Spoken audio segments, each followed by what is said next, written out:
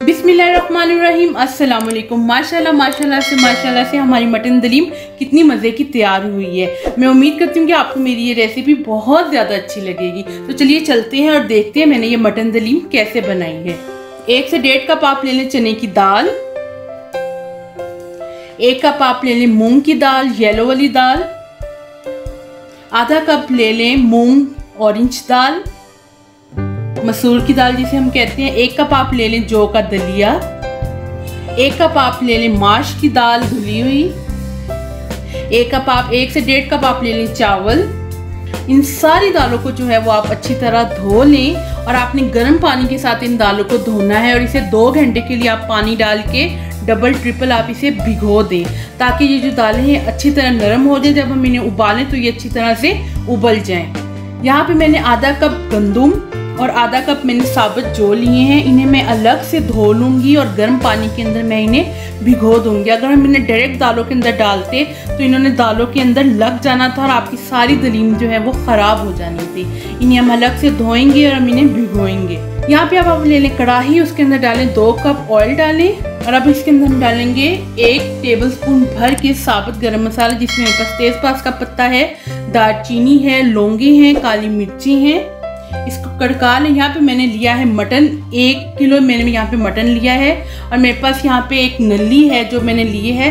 इसका फ्लेवर बहुत ज़्यादा अच्छा आएगा यखनी में, ये मस्त है, आप लोगों ने डालनी है। इस सारे गोश्त को जो है हम ऑयल के अंदर डाल के अच्छी तरह हम क्या करेंगे, फ्राई करेंगे ताकि जो गोश्त की जो हमक है और जो स्मेल होती है वो उसकी ख़त्म हो जाए।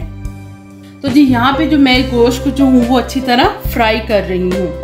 आपने उस वक्त तक गोश्त को फ्राई करना है कि गोश्त का कलर जो है वो टोटली चेंज हो जाए। यहाँ पे नली भी डाल दें ताकि वो भी अच्छी तरह फ्राई हो जाए।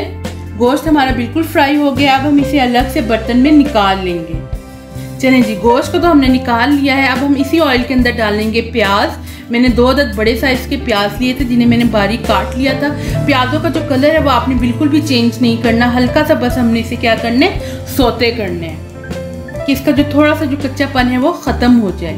अब ये देखें प्याज हमारे हल्के से सोते हो गए, कलर बिल्कुल भी चेंज नहीं हुआ। इस स्टेज के अंदर हम डालेंगे 5 से 6 टेबलस्पून अदरक लहसुन का पेस्ट। अदरक लहसुन का पेस्ट डालने के बाद आप इसे 1 से 2 मिनट तक भूनेंगे। जो हमने गोश्त फ्राई किया था वो गोश्त डाल के, ये देखिए अब मैं यहाँ पे गोश्त डाल रही हूँ। इसे अच्छी तरह आपने अदरक लहसुन और प्याज के साथ फ्राई करना है कि अदरक लहसुन का पेस्ट जो है वो अच्छी तरह अपना पानी जो है वो ख़त्म कर दे। अब मसाले डालते हैं। हल्दी 1 टीस्पून, नमक हस्बे जायका 1 टेबलस्पून, कुटी हुई साबुत लाल मिर्चें 1 टेबलस्पून, जायफल जवित्री पाउडर 1/2 टीस्पून, 1 टेबलस्पून भुना हुआ कुटा हुआ जीरा, 1 टेबलस्पून भुना हुआ कुटा हुआ सूखा धनिया, 1 टेबलस्पून मेरे पास यहाँ पे भुना हुआ कुटा हुआ साबुत गरम मसाला है। इन सब को आप डाल के अच्छी तरह आप इन्हें मिक्स कर लें। 1 से 2 मिनट तक आप इन्हें पकाएंगे।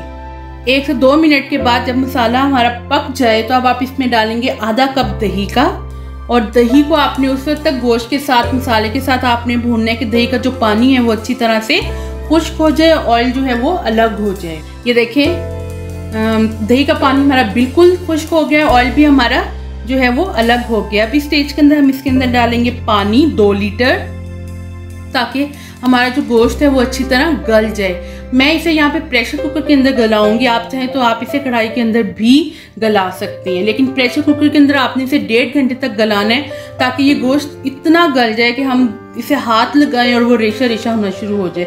दूसरी साइड पे जो हमने दालें भिगोई थी उन्हें भी हम पकने के लिए रख देते हैं।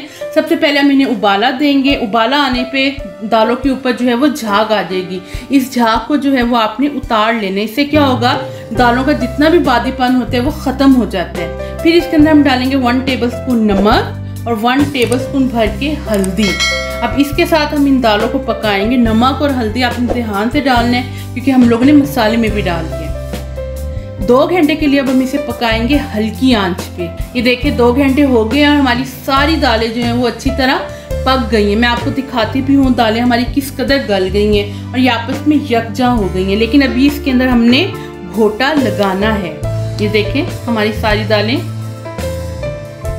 दूसरी साइड पे जो हमने जौ और गंदम जो रखे थे उसे हमने उबाल लिया था अलग से। अब इसको हम उन दालों के अंदर मिक्स कर लेंगे।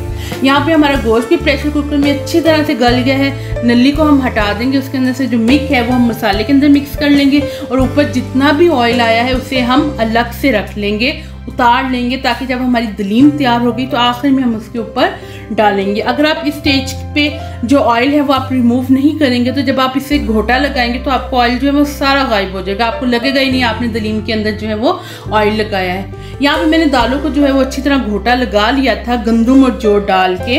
अब इसके अंदर हम जो है वो अपना सारा मसाला डाल देंगे बोटियों वाला, जिसे मैंने अलग से घोटा लगाया था, और इसे तकरीबन 10 मिनट तक हम इसे हल्की आंच तक पकाएंगे। इसके अंदर हम डालेंगे 1 टीस्पून गरम मसाला और 1 टीस्पून चाट मसाला और थोड़ा सा हरा धनिया, पुदीना और हरी मिर्चें। 2 जगह पे ये मसाले डालेंगे। एक इस स्टेज पे 10 मिनट तक के लिए पकेंगे और जब फाइनल स्टेज होगी तब हम अलग से इसके अंदर गरम मसाला और चाट मसाला, हरा धनिया वगैरह डालेंगे। 10 मिनट मैंने इसे पकाया है, ये देख लें इसके अंदर लेस भी आना शुरू हो गई। अब इसके अंदर मैं डाल रही हूँ चाट मसाला, गरम मसाला और हरा धनिया डालें, पुदीना डालें, अपनी मर्जी की जो भी आप चीज़ें डालना चाहती हैं आप डालें।